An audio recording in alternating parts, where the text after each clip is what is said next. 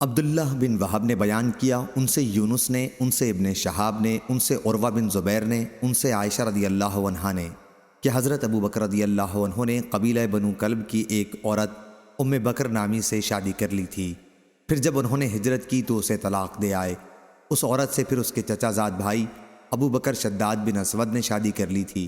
یہ شخص شاعر تھا اور اسی نے یہ مشہور مرثیہ کفار قریش کے بارے میں کہا تھا: مقام بدر کے کنوؤں کو میں کیا کہوں کہ انہوں نے ہمیں درخت شیزہ کے بڑے بڑے پیالوں سے محروم کر دیا جو کبھی اونٹ کو کوہان کے گوشت سے بھی بہتر ہوا کرتے تھے۔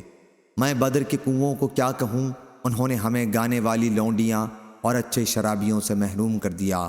ام بکر، تو مجھے سلامتی کی دعا دیتی رہی، لیکن میری قوم کی بربادی کے بعد میرے لیے سلامتی کہاں ہے؟ یہ رسول ہمیں دوبارہ زندگی کی خبریں بیان کرتا ہے، کہیں الو بن جانے کے بعد پھر زندگی کس طرح ممکن ہے؟ صحیح بخاری حدیث نمبر 3921۔